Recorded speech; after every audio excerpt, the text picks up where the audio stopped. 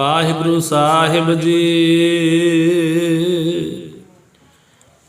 ਹਮ ਸੰਤਨ ਕੀ ਰੇਨ ਪਿਆਰੇ, हम संतन की शरणा।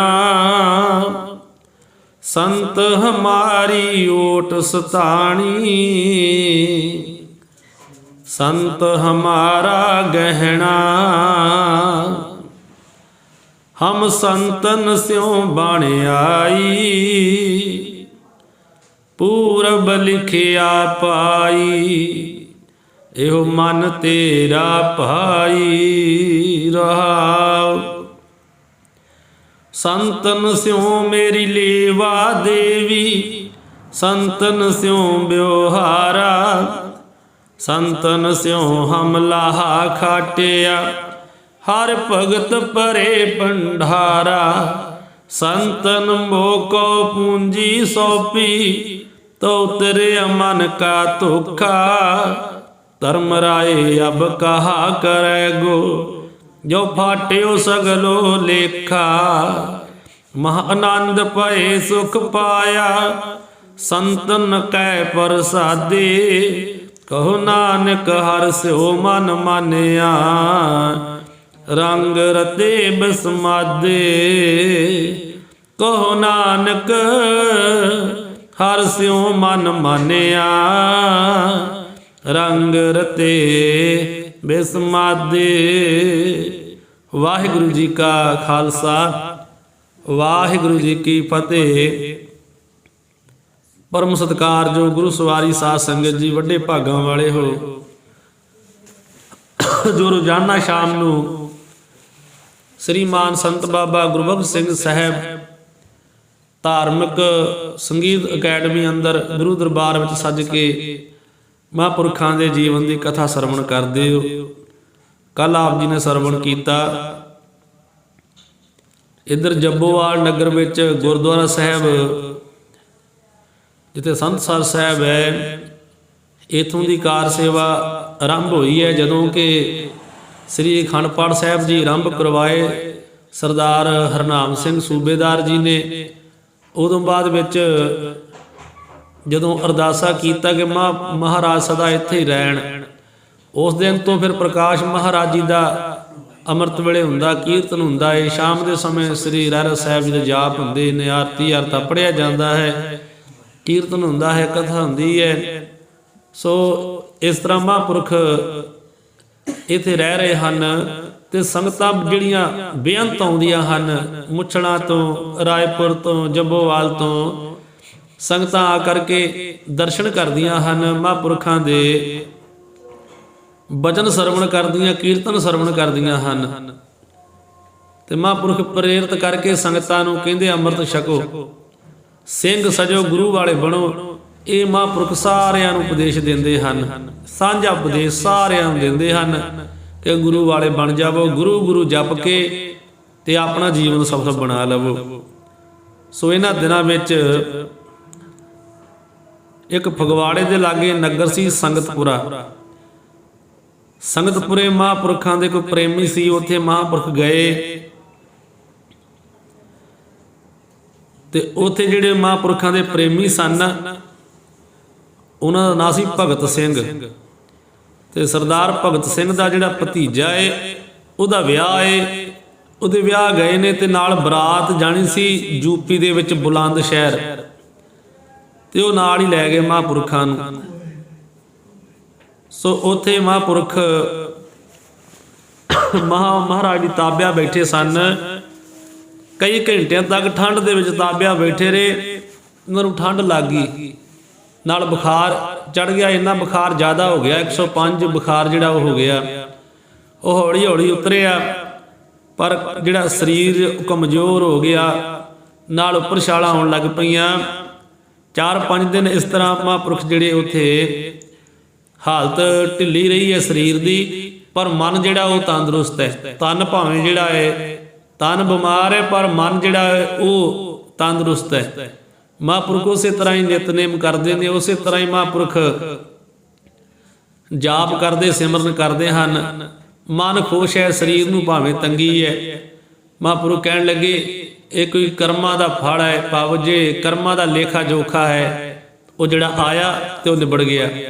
ਸੋ ਕਰਮਾਂ ਦਾ ਕਰਕੇ ਸੀ, ਕੋਈ ਕਰਮਾਂ ਵਿੱਚ ਸੀ, ਉਹ ਦੁੱਖ ਆਇਆ, ਸਰੀਰ ਦਾ ਸੀ, ਉਹ ਚਲੇ ਗਿਆ। ਮਨ ਜਿਹੜਾ ਉਹ ਰੋਗ ਹੈ, ਮਨ ਨੂੰ ਕੋਈ ਦੁੱਖ ਨਹੀਂ ਹੈ। ਸੋ ਮਹਾਂਪੁਰਖ ਕਹਿੰਦੇ ਬਾਕੀ ਸਰੀਰ ਦੀ ਕਿਹੜੀ ਗੱਲ ਹੈ, ਭਾਵੇਂ ਸਰੀਰ ਨਾ ਵੀ ਰਵੇ, ਜੇ ਨਾ ਰਵੇਗਾ ਤਾਂ ਵੀ ਨਿਤ ਨਵਾਂ ਮਿਲ ਜਾਵੇਗਾ, ਉਹਦੀ ਕੋਈ ਗੱਲ ਨਹੀਂ। ਸਿਮਰਨ ਚੱਲਣਾ ਚਾਹੀਦਾ ਹੈ, ਸਰੀਰ ਦੀ ਕੋਈ ਗੱਲ ਨਹੀਂ। ਸੋ ਸਿਮਰਨ ਜਿਹੜਾ ਹੈ ਉਹ ਨਹੀਂ ਟੁੱਟਣਾ ਚਾਹੀਦਾ। ਸੋ ਇੱਦਾਂ ਇੱਥੇ ਬਰਾਤ ਵਿੱਚ ਇੱਕ ਸਰਦਾਰ ਸਾਹਿਬ ਸਿੰਘ ਜੀ ਗਏ ਸੀਗੇ, ਇੱਕ ਸਰਦਾਰ ਗੁਰਦਿੱਤ ਸਿੰਘ ਸੀ ਮਲਹਨ, ਇਹ ਰੇਲਵੇ ਦੇ ਵਿੱਚ ਅਫਸਰ ਸਨ। ਇਹ ਮਹਾਂਪੁਰਖਾਂ ਨੂੰ ਨਾਲ ਲੈ ਕੇ ਤੇ ਦਿੱਲੀ ਆ ਗਏ। ਸੋ ਦਿੱਲੀ ਆ ਕੇ ਮਹਾਂਪੁਰਖ ਦਿੱਲੀ ਪਹੁੰਚੇ। ਇੱਥੇ ਆ ਕਰਕੇ ਵੀ ਇਹਨਾਂ ਨੇ ਇਲਾਜ ਕਰਵਾਇਆ, ਦਵਾਈ ਜਿਹੜੀ ਹੈ ਉਹ ਡਾਕਟਰ ਕੋਲ ਲੈ ਕੇ ਦਿੱਤੀ ਹੈ, ਚੈੱਕ ਕਰਾਉਂਦੇ ਰਹੇ ਨੇ। ਮਹਾਂਪੁਰਖਾਂ ਦਾ ਸਰੀਰ ਤੰਦਰੁਸਤ ਹੋ ਗਿਆ ਹੈ। ਤੇ ਹੁਣ ਮਹਾਂਪੁਰਖਾਂ ਨੂੰ ਪਤਾ ਲੱਗਾ ਕਿ ਸ਼ਿਮਲੇ ਦੇ ਵਿੱਚ ਸੰਤ ਬਾਬਾ ਅਦਰ ਸਿੰਘ ਜੀ ਪਹੁੰਚੇ ਹੋਏ ਹਨ। ਦਿੱਲੀ ਦੇ ਬਹੁਤੇ ਲੋਕ ਜਿਹੜੇ ਉਹ ਗਰਮੀਆਂ 'ਚ ਸ਼ਿਮਲੇ ਚਲੇ ਜਾਂਦੇ ਸਨ, ਜਿੰਨੇ ਵੀ ਅਫਸਰ ਸਨ। ਉਹ ਜਦੋਂ ਮਹਾਂਪੁਰਖਾਂ ਨੂੰ ਪਤਾ ਲੱਗਾ, ਮਹਾਂਪੁਰਖ ਸ਼ਿਮਲੇ ਜਾਣ ਨੂੰ ਤਿਆਰ ਹੋ ਗਏ। ਇੱਥੇ ਦਿੱਲੀ ਦੇ ਵਿੱਚ ਇਹ ਸਰਦਾਰ ਗੁਰਦਿੱਤ ਸਿੰਘ ਜੀ, ਸਰਦਾਰ ਸਾਹਿਬ ਸਿੰਘ, ਇਹ ਭਾਵੇਂ ਮਹਾਂਪੁਰਖਾਂ ਨੂੰ ਡੱਕਦੇ ਰਹੇ, ਪਰ ਮਹਾਂਪੁਰਖ ਕਹਿੰਦੇ ਨਹੀਂ ਪ੍ਰੇਮੀਓ, ਮਹਾਂਪੁਰਖਾਂ ਦੀ ਸੰਗਤ ਕੀਤਿਆਂ ਨੂੰ ਕਾਫੀ ਸਮਾਂ ਹੋ ਗਿਆ ਏ, ਹੁਣ ਜਾ ਕੇ ਮਹਾਂਪੁਰਖਾਂ ਦੇ ਕੋਲੋਂ ਬਚਨ ਸਰਵਣ ਕਰੀਏ, ਦਰਸ਼ਨ ਕਰੀਏ ਮਹਾਂਪੁਰਖਾਂ ਦੇ ਜਾ ਕੇ। ਇਸ ਤਰ੍ਹਾਂ ਮਹਾਂਪੁਰਖ ਦਿੱਲੀ ਤੋਂ ਸਿੱਧਾ ਸ਼ਿਮਲੇ ਚਲੇ ਗਏ, ਵਾਪਸ ਜੱਬੋਵਾਲ ਨਾ ਆਏ। ਤੇ ਸ਼ਿਮਲੇ ਦੇ ਵਿੱਚ ਜਦੋਂ ਗਏ, ਇੱਥੋਂ ਤੱਕ ਦਾ ਆਪ ਜੀ ਨੇ ਕੱਲ ਸਰਵਣ ਕੀਤਾ, ਅੱਗੇ ਸਰਵਣ ਹੁਣ ਕਰੋ ਜਿਹੜਾ ਅਗਲਾ ਪ੍ਰਸੰਗ ਆ ਰਿਹਾ। ਮਹਾਂਪੁਰਖ ਸ਼ਿਮਲੇ ਪਹੁੰਚੇ। ਸ਼ਿਮਲੇ ਜਾਂਦਿਆਂ ਨੂੰ ਬਾਬਾ ਅਤਰ ਸਿੰਘ ਸਾਹਿਬ ਜੀ ਦੋਵੇਂ ਵੇਲੇ ਦੀਵਾਨ ਸੱਜਦੇ ਆ ਤੇ ਸੰਗਤਾਂ ਨੂੰ ਨਾਮ ਸਿਮਰਨ ਕੀਰਤਨ ਸਰਵਣ ਕਰਵਾ ਰਹੇ ਆ। ਅੰਮ੍ਰਿਤ ਸੰਚਾਰ ਹੋ ਰਿਹਾ ਹੈ, ਵਰਖਾ ਹੋ ਰਹੀ ਹੈ, ਬੇਅੰਤ ਮਹਾਂਪੁਰਖ ਕੇਸਾ ਧਾਰੀ ਤੇ ਨਵੀਨ ਸਹਿਜ ਧਾਰੀਆਂ ਨੂੰ ਅੰਮ੍ਰਿਤ ਛਕਾ ਖਾਲਸਾ ਰੂਪ ਜਿਹੜਾ ਉਹ ਧਾਰਨ ਕਰਾ ਰਹੇ ਹਨ। ਉਹ ਜ਼ਮਾਨਾ ਇੱਕ ਬੜਾ ਹੀ ਰਸਦਾਇਕ ਤੇ ਸਾਂਝੀ ਵਾਲਤਾ ਦਾ ਨਮੂਨਾ ਪੇਸ਼ ਕਰਨ ਵਾਲਾ ਸੀ। ਉਹ ਜਿਹੜਾ ਸਮਾਂ ਸੀਗਾ ਨਾ, ਅੱਜ ਵਾਂਗੂ ਨਹੀਂ ਵੀ ਇੱਕ ਨੇ ਕੁਝ ਕਹਿਤਾ ਦੂਜੇ ਨੇ ਉਹਦੀ ਟੋਕਾ ਨੋਕੀ ਕਰ ਦਿੱਤੀ। ਅੱਜ ਬਹੁਤਾ ਇਹੋ ਹੀ ਪ੍ਰਚਾਰਕ ਆਪਸ ਵਿੱਚ ਹੀ ਇੱਕ ਦੂਜੇ ਦੇ ਉਲਟ ਹੋਈ ਜਾਂਦੇ ਨੇ। ਉਸ ਵੇਲੇ ਇਦਾਂ ਦਾ ਕੋਈ ਕੰਮ ਨਹੀਂ ਸੀਗਾ। ਮਹਾਂਪੁਰਖ ਸੰਤ ਬਾਬਾ ਅਤਰ ਸਿੰਘ ਜੀ ਕੀਰਤਨ ਕਰਦੇ ਸੀ, ਕਥਾ ਕਰਦੇ, ਕੀਰਤਨ ਵੀ ਅਜੇ ਧਾਰਨਾ ਨਾ ਕਰਦੇ ਸਨ ਤੇ ਉਪਦੇਸ਼ ਦਿੰਦੇ ਸੀਗੇ ਵੀ ਅੰਮ੍ਰਿਤ ਛਕੋ ਸਿੰਘ ਸਜੋ। ਤੇ ਉਸ ਸਮੇਂ ਦੇ ਵਿੱਚ ਮਹਾਂਪੁਰਖ ਜਦੋਂ ਕੀਰਤਨ ਕਰਦੇ ਨਾ, ਮਠਾਸ ਤੇ ਗਰਜ ਭਰਿਆ ਹੱਲੇ ਦੀ ਧਾਰਨਾ ਵਿੱਚ ਕੀਰਤਨ ਸੁਣਨ ਨੂੰ ਕੇਸਾਂ ਧਾਰੀ ਸੇਖੀ ਨਹੀਂ, ਬਲਕਿ ਹਿੰਦੂ ਲੋਕ ਜਿਹੜੇ ਸੀ ਨਾ, ਹਿੰਦੂ ਪ੍ਰੇਮੀ ਵੀ ਤੇ ਸਹਿਜ ਧਾਰੀ ਆ ਕੇ ਬਹੁਤ ਜ਼ਿਆਦਾ ਬੈਠਦੇ, ਵੱਧ ਤੋਂ ਵੱਧ। ਇਹ ਨਹੀਂ ਵੀ ਕੱਲੇ ਅੰਮ੍ਰਿਤ ਛਕੇ ਵਾਲੇ ਆਉਂਦੇ ਆ। ਮਹਾਂਪੁਰਖਾਂ ਦੇ ਪਾਸ, ਮਹਾਂਪੁਰਖਾਂ ਦੇ ਪਾਸੋਂ ਕੀਰਤਨ ਕਥਾ ਸੁਣਨ ਵਾਸਤੇ ਉਸ ਵੇਲੇ ਸਿੱਖਾਂ ਤੋਂ ਕਈ ਗੁਣਾ ਵੱਧ ਸਹਿਜ ਧਾਰੀ ਤੇ ਹਿੰਦੂ ਪ੍ਰੇਮੀ ਆ ਕੇ ਬੈਠਦੇ ਸੀਗੇ।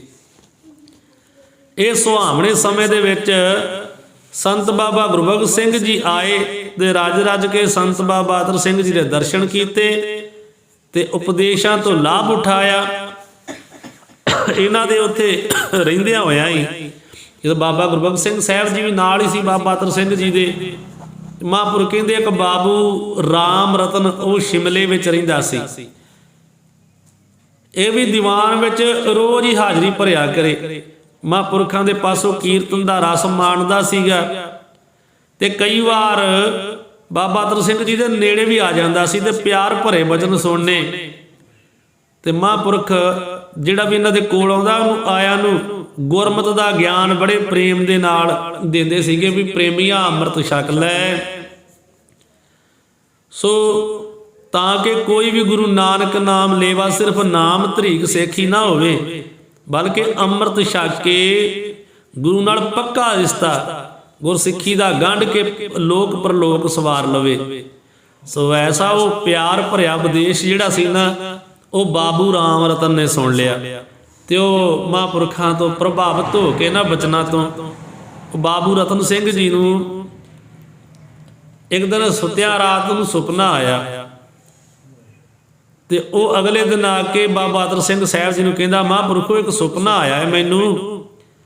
ਸੁਪਨੇ ਦੇ ਵਿੱਚ ਮੈਂ ਨੰਦੇੜ ਦੱਖਣ ਦੇ ਵਿੱਚ ਗਿਆ ਹੋਇਆ, ਸੱਚਖੰਡ ਸ੍ਰੀ ਹਜ਼ੂਰ ਸਾਹਿਬ ਅਬਚਲ ਨਗਰ ਅੱਪੜਿਆ ਹੋਇਆ।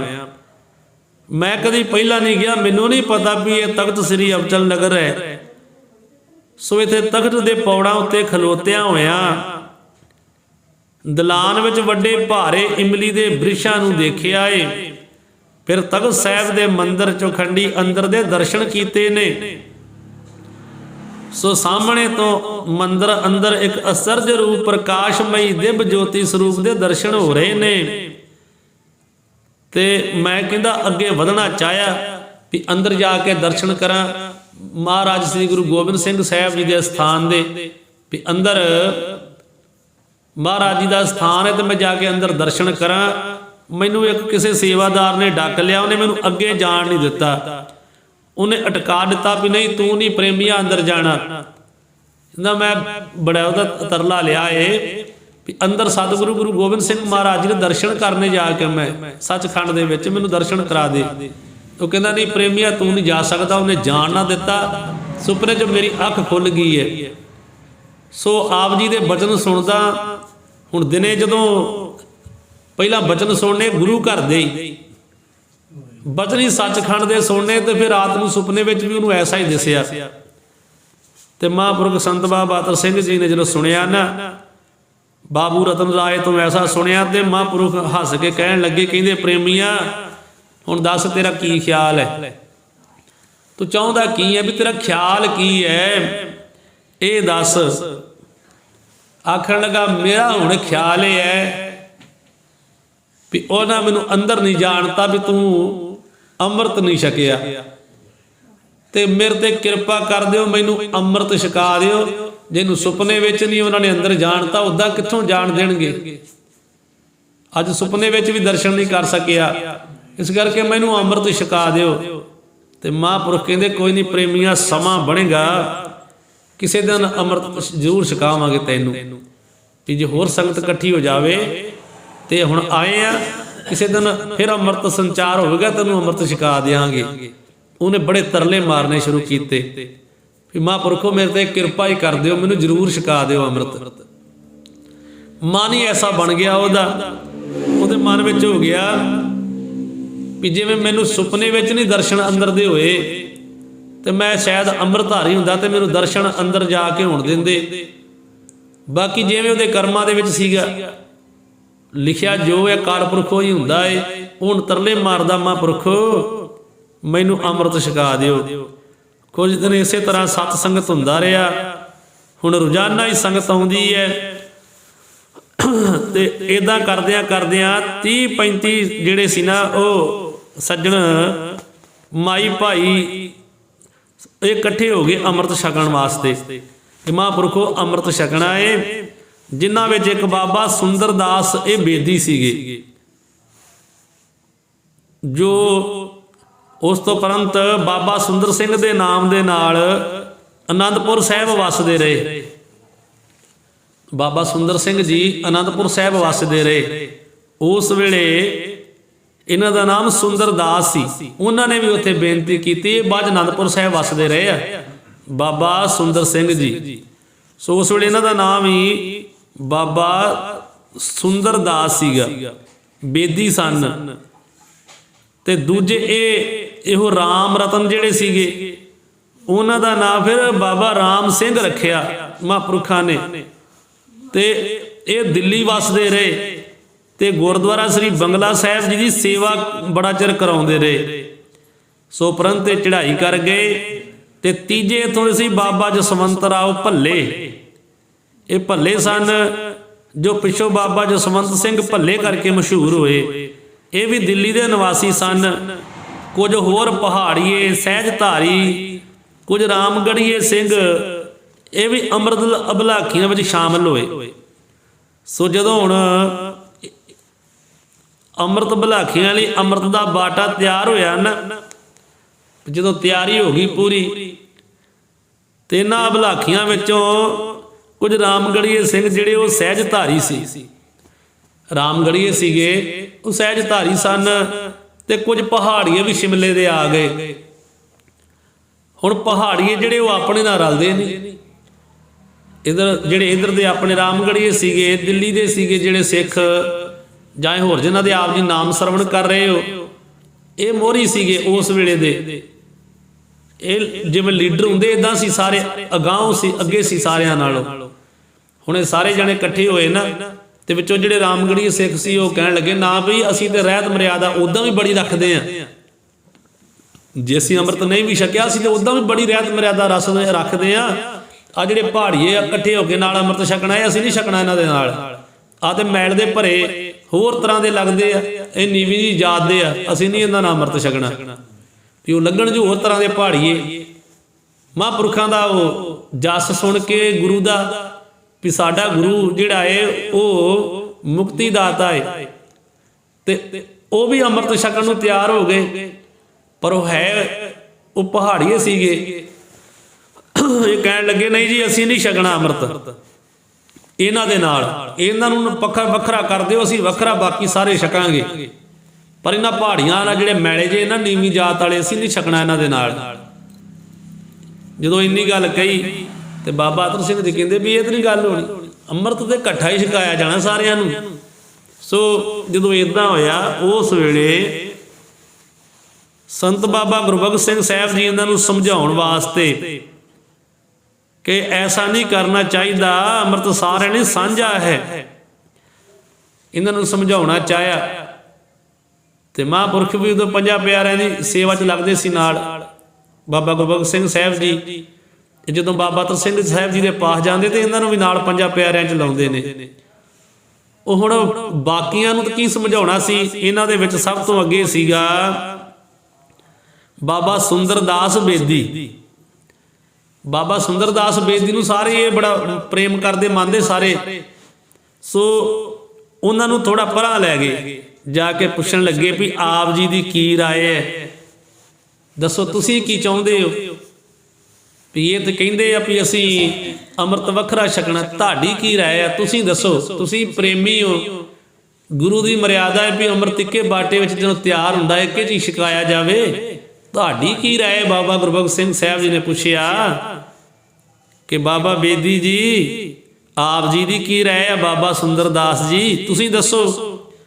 ਤੇ ਬਾਬਾ ਬੇਦੀ ਜੀ ਦੀਆਂ ਅੱਖਾਂ ਦੇ ਵਿੱਚੋਂ ਪ੍ਰੇਮ ਦੇ ਅਥਰੂ ਵਹਿ ਤੁਰੇ, ਤੇ ਉਹ ਕਹਿਣ ਲੱਗੇ ਬਾਬਾ ਗੁਰਬਖਸ਼ ਸਿੰਘ ਸਾਹਿਬ ਜੀ ਇਹ ਗੁਰੂ ਦਾ ਅੰਮ੍ਰਿਤ ਹੈ, ਇਹ ਪਹਾੜੀ ਤਾਂ ਫੇਰ ਵੀ ਰੱਬ ਦੇ ਹੀ ਬੰਦੇ ਆ ਨਾ, ਭਾਵੇਂ ਜਿੱਦਾਂ ਦੇ ਵੀ ਹੈਗੇ ਤੇ ਰੱਬ ਦੇ ਹੀ ਬੰਦੇ ਆ ਨਾ। ਸਾਨੂੰ ਕਲਗੀਧਰ ਜੀ ਦਾ ਅੰਮ੍ਰਿਤ ਜਿਹੜਾ ਹੈ ਨਾ, ਉਹ ਤੁਸੀਂ ਕਹੋ ਨਾ ਵੀ ਕੁੱਤਿਆਂ ਦੇ ਨਾਲ ਵੀ ਰਲ ਕੇ ਛਕ ਲਓ, ਅਸੀਂ ਤੇ ਉਹ ਵੀ ਛਕਣ ਨੂੰ ਤਿਆਰ ਆ। ਆਹ ਤੇ ਪਹਾੜੀ ਆ ਤੇ ਰੱਬ ਦੇ ਬੰਦੇ ਆ, ਬੰਦੇ ਤੇ ਸਾਡੇ ਵਰਗੇ ਆ। ਜੇ ਗੁਰੂ ਕਲਗੀਧਰ ਦਾ ਅੰਮ੍ਰਿਤ ਮਿਲਦਾ ਹੋਵੇ ਨਾ, ਸਾਨੂੰ ਕੁੱਤਿਆਂ ਵਿੱਚ ਵੀ ਬਹਿ ਕੇ ਛਕਣਾ ਪਵੇ, ਅਸੀਂ ਉੱਥੇ ਵੀ ਤਿਆਰ ਆ, ਉਹਨਾਂ ਨਾਲ ਵੀ ਤਿਆਰ ਆ। ਬਸ ਇੰਨੀ ਗੱਲ ਕਹਿਣ ਦੀ ਦੇਰ ਸੀ, ਉਹ ਇਹਨਾਂ ਰਾਮਗੜੀਏ ਸਿੱਖਾਂ ਤੇ ਬਹੁਤ ਅਸਰ ਕਰ ਗਈ ਮਨ ਤੇ, ਵੀ ਇਹ ਏਡੇ ਅੱਗੇ ਆ ਸਾਰਿਆਂ ਨਾਲੋਂ, ਵੀ ਇਹ ਲੀਡਰ ਆ ਸਾਰਿਆਂ ਦੇ, ਵੀ ਇਸ ਵੇਲੇ ਸੰਗਤਾਂ ਇਹਨਾਂ ਨੂੰ ਨਮਸਕਾਰ ਕਰਦੀਆਂ ਤੇ ਇੰਨੇ ਮਨ ਦੇ ਨੀਵੇਂ ਆ, ਵੀ ਇਹਨਾਂ ਦਾ ਮਨ ਜਿਹੜਾ ਨੀਵਾਂ ਹੈ। ਤੇ ਅਸੀਂ ਐਵੇਂ ਜਿੱਦ ਕਰਕੇ ਬਹਿ ਗਏ, ਉਹਨਾਂ ਦੇ ਮਨ ਤੇ ਅਸਰ ਹੋ ਗਿਆ। ਉਸੇ ਵੇਲੇ ਉਹ ਸਾਰੇ ਜਾਣੇ ਅੰਮ੍ਰਿਤ ਛਕਣ ਲਈ ਤਿਆਰ ਹੋ ਗਏ। ਫਿਰ ਸਾਰਿਆਂ ਨੇ ਰਲ ਕੇ ਅੰਮ੍ਰਿਤ, ਉਹ ਪਹਾੜੀਆਂ ਨੇ ਵੀ ਤੇ ਇਧਰ ਦਿਆਂ ਨੇ ਵੀ, ਸਾਰਿਆਂ ਨੇ ਰਲ ਕੇ ਅੰਮ੍ਰਿਤ ਛਕਿਆ। ਸੋ ਸੰਤ ਬਾਬਾ ਗੁਰਬਖਸ਼ ਸਿੰਘ ਸਾਹਿਬ ਜੀ ਨੇ ਇਹ ਸਾਹਮਣੇ ਸਾਰੀ ਇਹ ਜੋ ਘਟਨਾ ਹੈ ਵਰਤੀ ਹੈ, ਕਿਉਂਕਿ ਪੰਜਾਂ ਪਿਆਰਿਆਂ ਵਿੱਚ ਸ਼ਾਮਲ ਸਨ। ਸੋ ਸਾਰੀ ਜ਼ਿੰਦਗੀ ਵਿੱਚ ਪੂਰਨ ਸ਼ਰਧਾ ਦੇ ਨਾਲ ਅੰਮ੍ਰਿਤ ਛਕਣ ਵਾਲੀਆਂ 3 ਰੂਹਾਂ ਮਹਾਂਪੁਰਖ ਕਹਿੰਦੇ ਸੀ ਵੇਖੀਆਂ। ਸੰਤ ਬਾਬਾ ਗੁਰਬਖਸ਼ ਸਿੰਘ ਸਾਹਿਬ ਜੀ ਕਹਿੰਦੇ ਕਿ ਅੰਮ੍ਰਿਤ ਛਕਣ ਵਾਲੀਆਂ, ਕਿਉਂਕਿ ਬੇਅੰਤੀ ਪ੍ਰਾਣੀਆਂ ਨੂੰ ਅੰਮ੍ਰਿਤ ਜਿਹੜਾ ਮਹਾਂਪੁਰਖਾਂ ਨੇ ਛਕਾਇਆ, ਤੇ ਮਹਾਂਪੁਰਖ ਪੰਜਾਂ ਪਿਆਰਿਆਂ 'ਚ ਲੱਗਦੇ ਰਹੇ। ਕਹਿੰਦੇ 3 ਰੂਹਾਂ ਆਪਣੀ ਸਾਰੀ ਜ਼ਿੰਦਗੀ ਦੇ ਵਿੱਚ ਪੂਰਨ ਸ਼ਰਧਾ ਦੇ ਨਾਲ ਅੰਮ੍ਰਿਤ ਛਕਣ ਵਾਲੀਆਂ 3 ਰੂਹਾਂ ਅਸੀਂ ਐਸੀਆਂ ਵੇਖੀਆਂ। ਉਹਨਾਂ ਵਿੱਚੋਂ ਇੱਕ ਤੇ ਉਹ ਬਾਬੂ ਰਾਮ ਰਤਨ ਜਿਹੜਾ ਬਾਬਾ ਰਾਮ ਸਿੰਘ ਬਣੇ, ਤੇ ਦੂਜੇ ਬਾਬਾ ਸੁੰਦਰਦਾਸ ਬੇਦੀ ਜਿਹੜੇ ਬਾਅਦ ਵਿੱਚ ਬਾਬਾ ਸੁੰਦਰ ਸਿੰਘ ਜੀ ਕਹਾਏ। ਇਹ 2 ਪ੍ਰੇਮੀ, ਇੱਕ ਅਨੰਦਪੁਰ ਸਾਹਿਬ ਵਸੇ ਤੇ ਦੂਜੇ ਬਾਬਾ ਸੁੰਦਰਦਾਸ ਬਾਬਾ ਸੁੰਦਰ ਸਿੰਘ ਬਣ ਕੇ ਅਨੰਦਪੁਰ ਸਾਹਿਬ ਵਸਦੇ ਰਹੇ, ਤੇ ਬਾਬੂ ਰਾਮ ਰਤਨ ਜੀ ਬਾਬਾ ਰਾਮ ਸਿੰਘ ਬਣੇ ਤੇ ਇਹ ਦਿੱਲੀ ਵਿੱਚ ਵਸਦੇ ਰਹੇ। ਤੇ ਤੀਜੇ ਮਹਾਂਪੁਰਖ ਕਹਿੰਦੇ ਇਹ ਤੀਜੀ ਇੱਕ ਮੇਮ ਸੀਗੀ, ਇੱਕ ਮੇਮ ਸੀ ਲੰਡਨ ਤੋਂ ਆਈ ਹੋਈ। ਤੀਜਾ ਉਹਦਾ ਪ੍ਰੇਮ ਵੇਖਿਆ, ਸ਼ਰਧਾ ਵੇਖੀ ਅੰਮ੍ਰਿਤ ਛਕਣ ਲੱਗਿਆ ਵੀ ਉਹ ਕਿੰਨੀ ਸ਼ਰਧਾ ਦੇ ਨਾਲ ਉਹਨੇ ਛਕਿਆ। 2 ਬੰਦੇ ਇਹ ਸੀਗੇ ਜਿਹੜੇ ਇੰਨੇ ਸ਼ਰਧਾਵਾਨ ਸੀਗੇ। ਵੇਖੋ ਉਹਦੀ ਇੱਕ ਗੱਲ ਨੇ ਕਿੰਨਿਆਂ ਦਾ ਜਿਹੜਾ ਉੱਥੇ ਫਸਾਦ ਪਿਆ ਸੀ ਉਹ ਮੁੱਕ ਗਿਆ। ਵੀ ਉਹ ਆਂਦੇ ਸੀ ਅਸੀਂ ਇਹਨਾਂ ਭੈੜੇ ਜੇ ਮੈਲਿਆਂ ਜਾਂ ਨਾ ਅਸੀਂ ਨਹੀਂ ਅੰਮ੍ਰਿਤ ਛਕਣਾ। ਹਾਲਾਂਕਿ ਭਾਵੇਂ ਉਹ ਇਸ਼ਨਾਨ ਕਰਕੇ ਕੇਸੀ ਇਸ਼ਨਾਨ ਕਰਕੇ ਆਏ ਆ, ਪਰ ਫਿਰ ਵੀ ਜਿਹੜੇ ਇੱਧਰ ਦੇ ਆਪਣੇ ਸੀਗੇ ਇਹ ਸਿੱਖ ਕਹਿਣ ਲੱਗੇ ਨਹੀਂ ਇਹ ਪਹਾੜੀਆਂ ਮੈਲੇ ਜੇ ਅਸੀਂ ਨਹੀਂ ਛਕਣਾ ਇਹਨਾਂ ਨੀਵਿਆਂ ਜਾਂ ਜਾਤਾਂ ਵਾਲਿਆਂ ਨਾਲ। ਸੋ ਪਰ ਫਿਰ ਵੀ ਉਹ ਜਿਹੜਾ ਬਾਬਾ ਸੁੰਦਰਦਾਸ ਬੇਦੀ ਸੀ ਉਹਨਾਂ ਜਦੋਂ ਇੰਨੀ ਗੱਲ ਕਹਿਤੀ ਤੇ ਉਹਨੇ ਦੇ ਵਿੱਚ ਹੀ ਉਹ ਸਾਰੇ ਜਾਣੇ ਫਿਰ ਉਹਨਾਂ ਤੇ ਅਸਰ ਕਰ ਗਈ ਗੱਲ। ਉਹਨਾਂ ਸਾਰਿਆਂ ਜਾਣਿਆਂ ਇਕੱਠਿਆਂ ਅੰਮ੍ਰਿਤ ਛਕ ਲਿਆ। ਤੇ ਬਾਬਾ ਗੁਰਬਖਸ਼ ਸਿੰਘ ਸਾਹਿਬ ਜੀ ਕਹਿੰਦੇ ਸਾਰੀ ਜ਼ਿੰਦਗੀ 'ਚ 3 ਐਸੀਆਂ ਰੂਹਾਂ ਵੇਖੀਆਂ ਜਿਨ੍ਹਾਂ ਦੇ ਅੰਦਰ ਪੂਰਨ ਸ਼ਰਧਾ ਸੀ ਅੰਮ੍ਰਿਤ ਛਕਣ ਲੱਗਿਆਂ ਕਿ ਕਲਗੀਧਰ ਦਾ ਅੰਮ੍ਰਿਤ ਛਕਣ ਲੱਗੇ। ਤੀਜੀ ਸੀ ਇੱਕ ਮੇਮ, ਇਹ ਅੰਗਰੇਜ਼ ਲੇਡੀ ਜਿਹੜੀ ਇਹ ਲੰਡਨ ਤੋਂ ਆਈ ਸੀ, ਕਿਸੇ ਅੰਗਰੇਜ਼ ਦੀ ਸੁਪੁੱਤਰੀ ਸੀ। ਤੇ ਮਹਾਂਪੁਰਖ ਕਹਿੰਦੇ ਇੱਕ ਉਹ ਇੱਥੋਂ ਮਹਾਂਪੁਰਖ ਬਾਅਦ ਜਦੋਂ ਆਏ ਨਾ ਤੇ ਮਹਾਂਪੁਰਖ ਚਲ ਗਏ ਸਤਿਗੁਰੂ ਸ੍ਰੀ ਗੁਰੂ ਨਾਨਕ ਦੇਵ ਜੀ ਮਹਾਰਾਜ, ਤਿੰਨਾਂ ਦੇ ਪ੍ਰਕਾਸ਼ ਸਥਾਨ ਸ੍ਰੀ ਨਨਕਾਣਾ ਸਾਹਿਬ ਗਏ ਦਰਸ਼ਨਾਂ ਨੂੰ। ਤੇ ਨਨਕਾਣਾ ਸਾਹਿਬ ਦੀ ਜਦੋਂ ਯਾਤਰਾ ਕਰਕੇ ਸੰਤ ਬਾਬਾ ਗੁਰਬਖਸ਼ ਸਿੰਘ ਸਾਹਿਬ ਜੀ ਵਾਪਸ ਮੁੜੇ ਨਾ, ਤੇ ਮੁੜਦੀ ਵੇਰ ਸ਼ਾਮ ਵੇਲੇ ਲਾਹੌਰ ਅੱਪੜੇ ਸ੍ਰੀ ਨਨਕਾਣਾ ਸਾਹਿਬ ਜੀ ਗੁਰੂ ਨਾਨਕ ਸਾਹਿਬ ਜੀ ਮਹਾਰਾਜ ਦੇ ਅਸਥਾਨ ਦੇ ਦਰਸ਼ਨ ਕਰਕੇ ਨਾ, ਪ੍ਰਕਾਸ਼ ਸਥਾਨ ਦੇ ਸ੍ਰੀ ਨਨਕਾਣਾ ਸਾਹਿਬ ਤੋਂ ਜਦੋਂ ਵਾਪਸ ਆਏ ਤੇ ਸ਼ਾਮਾਂ ਪੈ ਗਈਆਂ ਲਾਹੌਰ ਆ ਕੇ। ਤੇ ਇੱਥੇ ਸ੍ਰੀ ਡੇਰਾ ਸਾਹਿਬ ਜੀ ਦੇ ਦਰਸ਼ਨ ਕੀਤੇ। ਤੇ ਇੱਥੇ ਇਹਨਾਂ ਨੂੰ ਹਾਈ ਕੋਰਟ ਦਾ ਇੱਕ ਵਕੀਲ, ਉਹਦਾ ਨਾਂ ਸੀ ਸਰਦਾਰ ਪ੍ਰਤਾਪ ਸਿੰਘ, ਉਹ ਮਿਲ ਪਿਆ। ਇਹ ਵਕੀਲ ਜਿਹੜਾ ਸੀ ਇਹਨੇ ਦੱਸਿਆ ਆਪਣੇ ਘਰ ਲੈ ਗਿਆ ਏ ਮਹਾਂਪੁਰਖਾਂ ਨੂੰ। ਇਹ ਕਹਿਣ ਲੱਗਾ ਮਹਾਂਪੁਰਖੋ ਇੱਥੇ ਨਾ ਇੱਕ ਡਾਕਟਰ ਗੋਪੀਨਾਥ ਹੈ ਲਾਹੌਰ ਦੇ ਵਿੱਚ, ਉਹਦੀ ਕੋਠੀ ਇੱਕ ਜੂਰਪਨ ਬੀਬੀ ਮੇਮ ਜਿਹੜੀ ਹੈ ਨਾ ਉਹ ਆਈ ਹੋਈ ਹੈ। ਉਹਨੇ ਕੱਲ ਨੂੰ ਸਿੱਖ ਧਰਮ ਧਾਰਨ ਕਰਨਾ ਏ, ਅੰਮ੍ਰਿਤ ਛਕਣਾ ਏ, ਤੇ ਮਹਾਂਪੁਰਖੋ ਆਪ ਵੀ ਸ਼ਾਮਲ ਹੋਵੋ। ਤੇ ਸਗੋਂ ਕੱਲ ਅੰਮ੍ਰਿਤ ਵੇਲੇ ਉਸ ਸਮੇਂ ਕੀਰਤਨ ਵੀ ਆਪ ਹੀ ਕਰੋ। ਫਿਰ ਭੋਗ ਤੋਂ ਉਪਰੰਤ ਉਸ ਵੇਲੇ ਇੱਕ ਹੋਏ ਸੰਤ ਤੇਜਾ ਸਿੰਘ ਜੀ, ਡਬਲ MA ਉਹਨਾਂ ਨੂੰ ਕਹਿੰਦੇ ਸੀਗੇ। ਉਹਨਾਂ ਨੇ ਆ ਕੇ ਅੰਮ੍ਰਿਤ ਛਕਾਉਣਾ ਹੈ। ਤੇ ਡਾਕਟਰ ਗੋਪੀਨਾਥ ਦੀ ਕੋਠੀ ਮਹਾਂਪੁਰਖਾਂ ਦੀ ਦੇਖੀ ਨਹੀਂ ਸੀ ਪਹਿਲਾਂ ਸੰਤ ਬਾਬਾ ਗੁਰਬਖਸ਼ ਸਿੰਘ ਸਾਹਿਬ ਜੀ ਨੇ। ਤੇ ਉਹ ਸਰਦਾਰ ਪ੍ਰਤਾਪ ਸਿੰਘ ਉਹ ਵਕੀਲ ਨੇ ਆਪਣਾ ਆਦਮੀ ਨਾਲ ਭੇਜਿਆ ਤੇ ਕੋਠੀ ਦਿਖਾ ਦਿੱਤੀ। ਸੰਤ ਜੀ ਜਾਂਦਿਆਂ ਜਦੋਂ ਗਏ ਤੇ ਉਹ ਬੀਬੀ ਜਿਹੜੀ ਮੇਮ ਸੀ ਨਾ ਉਹ ਮਹਾਂਪੁਰਖਾਂ ਨੂੰ ਮਿਲੀ ਹੈ ਜਾਂਦਿਆਂ ਹੀ। ਉਹ ਪੰਜਾਬੀ ਦੇ ਤੋਂ 3 ਹੀ ਸ਼ਬਦ ਜਾਣਦੀ ਸੀ ਤੇ ਉਹ ਹੀ 3 ਬੋਲਦੀ, ਸਤਿ ਸ੍ਰੀ ਅਕਾਲ, ਵਾਹਿਗੁਰੂ ਤੇ ਇੱਕ ਗੁਰੂ ਗੋਬਿੰਦ ਸਿੰਘ ਸਾਹਿਬ ਜੀ। ਇੰਨਾ ਹੀ ਉਹ ਬੋਲਦੀ ਸੀ ਪੰਜਾਬੀ ਵਿੱਚ, ਹੋਰ ਉਹਨੂੰ ਪੰਜਾਬੀ ਨਹੀਂ ਸੀ ਆਉਂਦੀ। ਇੱਕ ਤੇ ਉਹ ਜਦੋਂ ਕੋਈ ਜਾਂਦਾ ਸੀ ਉਹਨੂੰ ਕਹਿੰਦੀ ਸੀ ਸਤਿ ਸ੍ਰੀ ਅਕਾਲ, ਇੱਕ ਉਹ ਕਹਿੰਦੀ ਸੀ ਵਾਹਿਗੁਰੂ, ਤੇ ਇੱਕ ਕਹਿੰਦੀ ਸੀ ਸ੍ਰੀ ਗੁਰੂ ਗੋਬਿੰਦ ਸਿੰਘ ਸਾਹਿਬ ਜੀ। ਐਦੋਂ ਵੱਧ ਉਹਨੂੰ ਅਜੇ ਪੰਜਾਬੀ ਨਹੀਂ ਸੀ ਆਉਂਦੀ। ਇਸ ਬੀਬੀ ਨੇ ਆਪਣੇ ਪਾਸ ਸ੍ਰੀ ਗੁਰੂ ਗੋਬਿੰਦ ਸਿੰਘ ਜੀ ਦੀ ਇੱਕ ਫੋਟੋ ਰੱਖੀ ਹੋਈ ਸੀ। ਜਦੋਂ ਮਹਾਂਪੁਰਖ ਗਏ ਨਾ ਸੰਤ ਬਾਬਾ ਗੁਰਬਖਸ਼ ਸਿੰਘ ਜੀ, ਇਹਨੇ ਸੰਤਾਂ ਨੂੰ ਪਾਸ ਬੁਲਾ ਕੇ ਉਹ ਫੋਟੋ ਵਿਖਾਈ ਹੈ। ਤੇ ਅੰਗਰੇਜ਼ੀ ਦੇ ਵਿੱਚ ਇਹਨੇ ਕੁਝ ਗੱਲਾਂ ਕੀਤੀਆਂ। ਤੇ ਮਹਾਂਪੁਰਖ ਉਹ ਡਾਕਟਰ ਗੋਪੀਨਾਥ ਨੂੰ ਪੁੱਛਦੇ ਵੀ ਇਹ ਕੀ ਆਂਦੀ ਹੈ ਅੰਗਰੇਜ਼ੀ ਦੇ ਵਿੱਚ। ਤੇ ਉਹ ਗੋਪੀਨਾਥ ਵੀ ਪੰਜਾਬੀ ਦੱਸਿਆ ਮਹਾਂਪੁਰਖਾਂ ਨੂੰ, ਕਹਿੰਦਾ ਮਹਾਂਪੁਰਖੋ ਜਾਂਦੀ ਹੈ, ਮੈਂ ਅੰਮ੍ਰਿਤ ਛਕ ਕੇ ਸਿੱਖ ਧਰਮ ਇਸ ਵਾਸਤੇ ਧਾਰਨ ਨਹੀਂ ਕਰ ਰਹੀ ਕਿ ਕਿਸੇ ਰਾਜੇ ਮਹਾਰਾਜੇ ਜਾਂ ਸਿੱਖ ਸਰਦਾਰ ਨਾਲ ਮੈਂ ਸ਼ਾਦੀ ਕਰਨੀ ਹੈ, ਬਲਕਿ ਮੁਕਤੀ ਲਈ ਐਸਾ ਕਰ ਰਹੀ ਹਾਂ। ਮੈਂ ਅੱਜ ਤੱਕ ਕੋਈ ਧਰਮ ਧਾਰਨ ਨਹੀਂ ਕੀਤਾ। ਮੁਸਲਮਾਨ ਮਤ ਵਾਲਿਆਂ ਤੇ ਹਿੰਦੂ ਮਤ ਵਾਲਿਆਂ ਦੀਆਂ ਇਹ ਡਾਕਟਰ ਗੋਪੀਨਾਥ ਜੀ ਨੇ ਮੈਨੂੰ ਕਈ ਪੁਸਤਕਾਂ ਦਿੱਤੀਆਂ ਇੱਥੇ ਰਹਿੰਦਿਆਂ, ਪਰ ਪੜ੍ਹਨ ਪਿੱਛੋਂ ਵੀ ਮਨ ਨੂੰ ਸ਼ਾਂਤੀ ਨਹੀਂ ਮਿਲੀ। ਜਦੋਂ ਕਦੀ ਮੈਂ ਗੁਰਦੁਆਰੇ ਜਾਂਦੀ ਹਾਂ ਤਦ ਭਾਵੇਂ ਸਮਝ ਕੁਝ ਨਹੀਂ ਸਕਦੀ ਮੈਂ ਜੋ ਕੁਝ ਵੀ ਪੜ੍ਹਦੇ ਹਨ, ਪਰ ਉਹ ਸੁਣ ਕੇ ਠੰਡ ਪੈਂਦੀ ਹੈ, ਮਨ ਨੂੰ ਸ਼ਾਂਤੀ ਪ੍ਰਤੀਤ ਲੱਗਦੀ ਹੈ। ਇਸ ਕਰਕੇ ਮੈਂ ਸਿੱਖ ਧਰਮ ਧਾਰਨ ਕਰ ਰਹੀ ਹਾਂ। ਇਹ ਉਹਨੇ ਅੰਗਰੇਜ਼ੀ ਵਿੱਚ ਕਿਹਾ ਤੇ ਉਹ ਡਾਕਟਰ ਗੋਪੀਨਾਥ ਨੇ ਮਹਾਂਪੁਰਖਾਂ ਨੂੰ ਸੁਣਾਇਆ ਵੀ ਇੱਦਾਂ ਕਹਿੰਦੀ ਹੈ। ਸੋ ਇਸ ਤੋਂ ਐਸਾ ਸੁਣ ਕੇ ਸੰਤ ਜੀ ਵਾਪਸ ਆ ਗਏ। ਫਿਰ ਅਗਲੇ ਦਿਨ ਫਿਰ 4 ਵਜੇ ਦੇ ਕਰੀਬ ਡਾਕਟਰ ਸਾਹਿਬ ਦੀ ਕੋਠੀ ਜਾ ਪੁੱਜੇ ਡਾਕਟਰ ਗੋਪੀਨਾਥ ਦੀ, ਅਤੇ ਸ੍ਰੀ ਗੁਰੂ ਗ੍ਰੰਥ ਸਾਹਿਬ ਜੀ ਮਹਾਰਾਜ ਦਾ ਪ੍ਰਕਾਸ਼ ਕਰਕੇ ਕੀਰਤਨ ਆਰੰਭ ਕਰ ਦਿੱਤਾ ਮਹਾਂਪੁਰਖਾਂ ਨੇ। ਸੋ ਡਾਕਟਰ ਸਾਹਿਬ ਨੇ ਕੀਰਤਨ ਸ਼ੁਰੂ ਕਰਨ ਤੋਂ ਪਹਿਲੇ ਸੰਤ ਬਾਬਾ ਗੁਰਬਖਸ਼ ਸਿੰਘ ਸਾਹਿਬ ਜੀ ਨੂੰ ਦੱਸਿਆ, ਕਹਿੰਦਾ ਮਹਾਂਪੁਰਖੋ ਆ ਸਾਰੀ ਰਾਤ ਖੁਸ਼ੀ ਭਰਪੂਰ ਹੋਈ ਹੈ, ਇਹ ਅੰਗਰੇਜ਼ ਮੇਮ ਰਾਤ ਸੁੱਤੀ ਨਹੀਂ ਹੈ। ਇਹਨੂੰ ਇੰਨਾ ਹੈ ਵੀ ਕਿਹੜਾ ਵੇਲਾ ਦਿਨ ਚਲੇ ਤੇ ਮੈਂ ਅੰਮ੍ਰਿਤ ਛਕ ਕੇ ਤੇ ਗੁਰੂ ਵਾਲੀ ਬਣ ਜਾਵਾਂ, ਸਿੱਖ ਧਰਮ ਵਿੱਚ ਆ ਜਾਵਾਂ। ਕਹਿਣ ਲੱਗਾ ਗੋਪੀ ਡਾਕਟਰ ਗੋਪੀਨਾਥ ਮਹਾਂਪੁਰਖਾਂ ਨੂੰ ਬਾਬਾ ਗੁਰਬਖਸ਼ ਸਿੰਘ ਸਾਹਿਬ ਜੀ ਨੂੰ ਕੀਰਤਨ ਸ਼ੁਰੂ ਕਰਨ ਤੋਂ ਪਹਿਲਾਂ ਦੱਸਿਆ, ਕਹਿੰਦਾ ਮਹਾਂਪੁਰਖੋ ਇਹ ਇੰਨਾ ਇਹਨੂੰ ਪ੍ਰੇਮ ਹੈ ਅੰਮ੍ਰਿਤ ਛਕਣ ਦੇ ਨਾਲ ਵੀ ਇਹ ਸਾਰੀ ਰਾਤ ਸੁੱਤੀ ਨਹੀਂ ਹੈ, ਇਹ ਜਾਗਦੀ ਰਹੀ ਹੈ। ਤੇ ਅੰਮ੍ਰਿਤ ਵੇਲੇ ਤੋਂ ਕੇਸ਼ੀ ਇਸ਼ਨਾਨ ਕਰਕੇ ਤੇ ਇਹ ਕਾਲਾ ਸੂਟ ਪਾ ਕੇ ਲੰਮਾ ਚੋੜੇ ਵਾਂਗ ਪਾ ਕੇ ਤੇ ਆਪਣੇ ਸਿਰ ਤੇ ਛੋਟੀ ਕਾਲੀ ਦਸਤਾਰ ਸਜਾਈ ਹੈ ਤੇ ਸਜਾ ਕੇ ਬੈਠੀ ਹੈ। ਫਿਰ ਸੰਤ ਜੀ ਨੇ ਕੀਰਤਨ ਆਰੰਭ ਕਰਤਾ, ਬਾਬਾ ਗੁਰਬਖਸ਼ ਸਿੰਘ ਸਾਹਿਬ ਜੀ ਨੇ, ਤੇ ਗਾਤਰੇ ਕਿਰਪਾਨ ਸਜਾ ਕਰਕੇ ਨਾ, ਕਿਰਪਾਨ ਉੱਪਰ ਦੀ ਪਾ ਕਰਕੇ ਇਮੇਮ ਤੇ ਚੌਂਕੜੀ ਮਾਰ ਕੇ ਤੇ ਕੀਰਤਨ ਸੁਣ ਰਹੀ ਹੈ ਮਹਾਂਪੁਰਖਾਂ ਦੇ ਪਾਸੋਂ।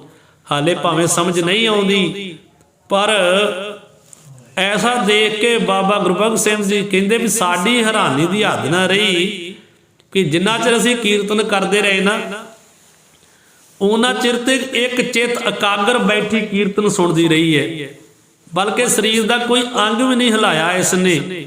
ਜਿਵੇਂ ਸਮਾਧੀ ਲਾਈ ਹੁੰਦੀ ਹੈ ਨਾ, ਜੋਗੀ ਪੁਰਸ਼ ਬੈਠਦਾ ਏ, ਇਸ ਤਰ੍ਹਾਂ ਇਹ ਇੱਕ ਰਸ ਹੋ ਕੇ ਬੈਠੀ ਰਹੀ। ਕੀਰਤਨ ਸ਼ੁਰੂ ਹੋਣ ਤੋਂ ਥੋੜੀ ਦੇਰ ਪਿਛੋਂ ਸੰਤ ਤੇਜਾ ਸਿੰਘ ਜੀ ਜਿਹੜੇ ਡਬਲ ਐਮਏ, ਇਹ ਆਪਣੇ ਜਥੇ ਸਮੇਤ ਆ ਗਏ ਤੇ ਸੰਤ ਬਾਬਾ ਗੁਰਬਖਸ਼ ਸਿੰਘ ਸਾਹਿਬ ਜੀ ਨੇ ਕੀਰਤਨ ਦਾ ਭੋਗ ਪਾਇਆ। ਜਦੋਂ ਭੋਗ ਪੈ ਗਿਆ ਉਪਰੰਤ ਸ੍ਰੀ ਗੁਰੂ ਗ੍ਰੰਥ ਸਾਹਿਬ ਜੀ ਤਾਬਿਆ ਬੈਠ ਕੇ ਮਹਾਂਪੁਰਖ ਕੀਰਤਨ ਦੀ ਸਮਾਪਤੀ ਕਰਕੇ ਇਧਰੋਂ ਅੰਮ੍ਰਿਤ ਦਾ ਬਾਟਾ ਤਿਆਰ ਕੀਤਾ। ਸੋ ਇਸ ਮੇਮ ਬੀਬੀ ਨੂੰ ਛਕਾਇਆ ਤੇ ਵਾਹਿਗੁਰੂ ਵਾਹਿਗੁਰੂ ਜਪਣ ਦੀ ਆਗਿਆ ਹੋਈ। ਉਹ ਜਪਦੀ ਰਹੀ ਹੈ ਅਰਦਾਸਾ ਸੋਧ ਕੇ, ਜਿਵੇਂ ਅੰਮ੍ਰਿਤ ਛਕਾਇਆ ਜਾਂਦਾ ਨਾ। ਬੀਬੀ ਨੂੰ ਵੀਰ ਆਸਨ ਬਿਠਾਇਆ, ਬੋਲ ਵਾਹਿਗੁਰੂ ਜੀ ਕਾ ਖਾਲਸਾ ਵਾਹਿਗੁਰੂ ਜੀ ਕੀ ਫਤਿਹ ਉਚਾਰਨ ਕਰਾਂਦੇ ਮਰਿਆਦਾ ਮੁਤਾਬਕ ਅੰਮ੍ਰਿਤ ਛਕਾ ਦਿੱਤਾ। ਫਿਰ ਮੂਲ ਮੰਤਰ ਵਾਹਿਗੁਰੂ ਗੁਰ ਮੰਤਰ ਦਾ ਅਰਥ ਬੋਧ ਤੇ ਸਿਮਰਨ ਰੀਤ ਨੂੰ ਅੰਗਰੇਜ਼ੀ ਵਿੱਚ ਸਮਝਾਇਆ ਕਿ ਉਹ ਸੰਤ ਤੇਜਾ ਸਿੰਘ ਜੀ ਜਿਹੜੇ ਉਹ ਪੜ੍ਹੇ ਸੀ, ਡਬਲ ਐਮਏ ਸੀ, ਅੰਗਰੇਜ਼ੀ ਜਾਣਦੇ ਸਨ।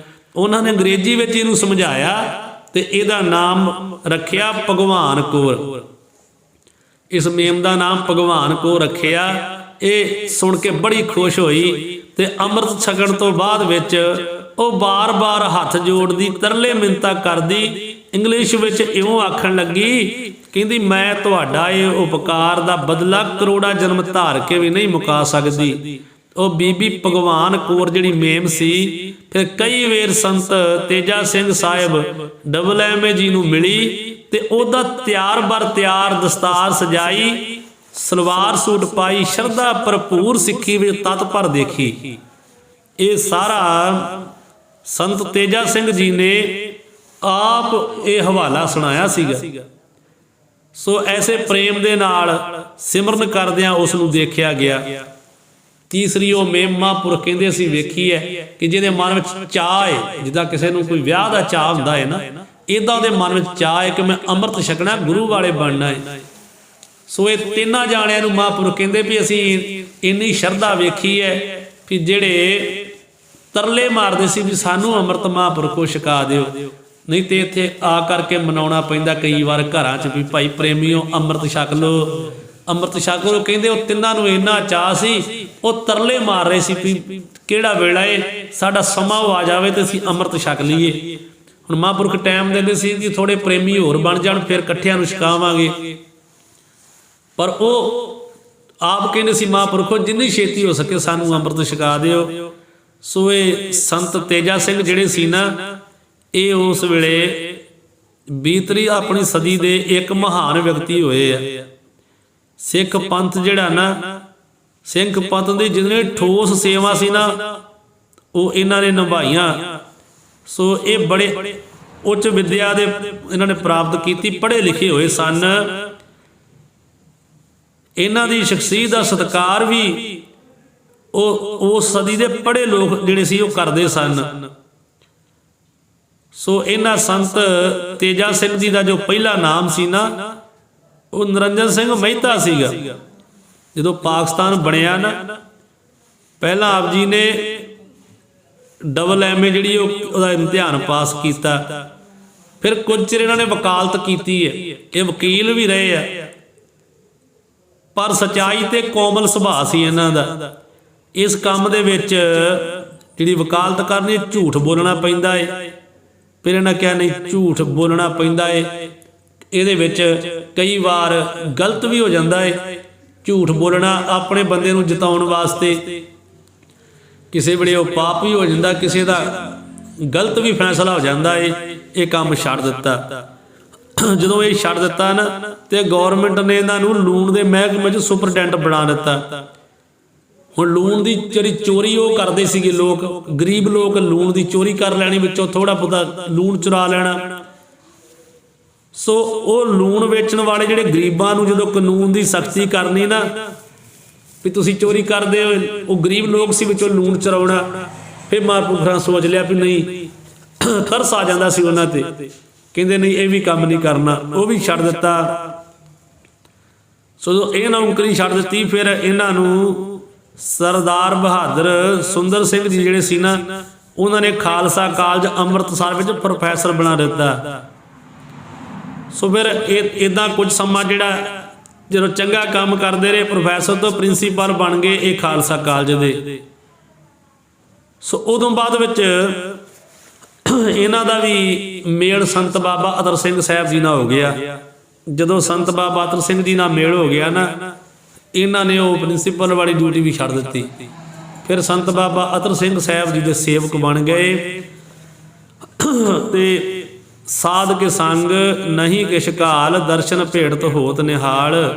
ਇਹਨਾਂ ਦਾ ਮਨ ਜਿਹੜਾ ਪਹਿਲਾਂ ਵਿਰਾਗੀ ਸੀ, ਜਦੋਂ ਸੰਤ ਬਾਬਾ ਅਤਰ ਸਿੰਘ ਸਾਹਿਬ ਵਰਗੇ ਗੁਰਮੁਖ ਸਾਧੂਆਂ ਨੇ ਦਰਸ਼ਨ ਕੀਤੇ, ਕੀਰਤਨ ਦਾ ਸੰਗਤ ਦਾ ਆਨੰਦ ਮਾਣਿਆ, ਇੰਨਾ ਪ੍ਰਭਾਵ ਪਿਆ ਕਿ ਆਪਣਾ ਆਪ ਹੀ ਮਹਾਂਪੁਰਖਾਂ ਨੂੰ ਸਮਰਪਿਤ ਕਰ ਦਿੱਤਾ। ਸੋ ਇਹ ਉਸ ਸਮੇਂ ਦੇ ਇੱਕ ਉੱਚੇ ਸੁੱਚੇ ਵਿਦਵਾਨ ਇਹਨਾਂ ਨੂੰ ਜਾਣਿਆ ਗਿਆ, ਜਿਹੜੇ ਨਿਮਰਤਾ ਤੇ ਗਰੀਬੀ ਭਰੇ ਇਹਨਾਂ ਦੇ ਸੁਭਾਅ ਨੂੰ ਦੇਖ ਕੇ ਸੰਤ ਬਾਬਾ ਗੁਰਬਖਸ਼ ਸਿੰਘ ਸਾਹਿਬ ਬੜੇ ਖੁਸ਼ ਹੋਏ। ਆਪਣੀ ਦ੍ਰਿਸ਼ਟੀ ਅੰਮ੍ਰਿਤ ਭਰੇ ਬਚਨ ਤਸੀਰ ਨਾਲ ਇਹਨਾਂ ਨੂੰ ਸਿੱਖ ਧਰਮ ਦਾ ਮੁੱਢਲਾ ਨਿਯਮ ਅੰਮ੍ਰਿਤ ਛਕਣਾ ਮਨਾਇਆ। ਛਕਾਣ ਮਗਰੋਂ ਨਾਮ ਤੇਜਾ ਸਿੰਘ ਰੱਖਿਆ ਬਾਬਾ ਅਤਰ ਸਿੰਘ ਸਾਹਿਬ ਜੀ ਨੇ। ਜਦੋਂ ਆ ਗਏ ਨਾ ਮਹਾਂਪੁਰਖਾਂ ਦੇ ਕੋਲ, ਪ੍ਰਿੰਸੀਪਲ ਦੀ ਡਿਊਟੀ ਵੀ ਛੱਡ ਕੇ ਆਏ ਆ, ਤੇ ਬਾਬਾ ਅਤਰ ਸਿੰਘ ਜੀ ਨੇ ਇਹਨਾਂ ਨੂੰ ਮਨਾਇਆ ਫਿਰ ਕਿ ਤੁਸੀਂ ਬੜੇ ਵਿਦਵਾਨ ਹੋ, ਪੜ੍ਹੇ ਲਿਖੇ ਹੋ, ਹੁਣ ਅੰਮ੍ਰਿਤ ਛਕ ਲਓ। ਫਿਰ ਬਾਬਾ ਅਤਰ ਸਿੰਘ ਜੀ ਸੰਤ ਤੇਜਾ ਸਿੰਘ ਜੀ ਨੂੰ ਅੰਮ੍ਰਿਤ ਛਕਾ ਕੇ ਸਿੰਘ ਸਜਾਇਆ, ਤੇ ਇਹ ਸੰਤ ਤੇਜਾ ਸਿੰਘ ਜੀ ਡਬਲ MA ਦੇ ਨਾਮ ਨਾਲ ਜਾਣੇ ਗਏ। ਸੋ ਪ੍ਰਿੰਸੀਪਲ ਦੀ ਡਿਊਟੀ ਵੀ ਛੱਡ ਦਿੱਤੀ ਹੈ, ਪ੍ਰਿੰਸੀਪਲ ਦੀ ਵੀ। ਬਾਅਦ ਵਿੱਚ ਇਹਨਾਂ ਨੇ ਬਾਕੀ ਦੀ ਜਿਹੜੀ ਜ਼ਿੰਦਗੀ ਹੈ ਨਾ, ਉਹ ਸੰਤ ਬਾਬਾ ਅਤਰ ਸਿੰਘ ਜੀ ਦੀ ਆਗਿਆ ਦਾ ਪਾਲਣ ਕਰਦੇ ਹੋਏ ਖੰਡੇ ਬਾਟੇ ਦਾ ਅੰਮ੍ਰਿਤ ਛਕਾਉਂਦੇ ਸੰਗਤਾਂ ਨੂੰ, ਤੇ ਨਾਮ ਜਪਾਉਂਦੇ ਇਹ ਸੇਵਾ ਤੇ ਸੰਬੰਧ ਵਿੱਚ ਇਸੇ ਤਰ੍ਹਾਂ ਹੀ ਆਪਣਾ ਜਿਹੜਾ ਬਾਕੀ ਉਹ ਜੀਵਨ ਉਹਨਾਂ ਨੇ ਗੁਜ਼ਾਰਿਆ ਹੈ। ਸੋ ਇਥੋਂ ਤੱਕ ਦਾ ਜੋ ਪ੍ਰਸੰਗ ਹੈ ਉਹ ਆਪ ਜੀ ਨੇ ਅੱਜ ਸਰਵਣ ਕੀਤਾ ਹੈ। ਅਗਲਾ ਜੋ ਪ੍ਰਸੰਗ ਹੈ ਮਹਾਂਪੁਰਖ ਅਜੇ ਲਾਹੌਰ ਵਿੱਚ ਹੀ ਆ, ਅੱਗੇ ਲਾਹੌਰ ਵਿੱਚ ਅਜੇ ਜਿੰਨੇ ਦਿਨ ਰਹਿੰਦੇ ਆ ਉਹ ਅਗਲਾ ਪ੍ਰਸੰਗ ਉਹ ਆਪ ਜੀ ਕੱਲ੍ਹ ਨੂੰ ਸਰਵਣ ਕਰੋਗੇ। ਸਤਿਗੁਰੂ ਕਿਰਪਾ ਕਰਨ, ਹੋਈਆਂ ਭੁੱਲਾਂ ਗਲਤੀਆਂ ਦੀ ਮਾਫੀ ਬਖਸ਼ਣ।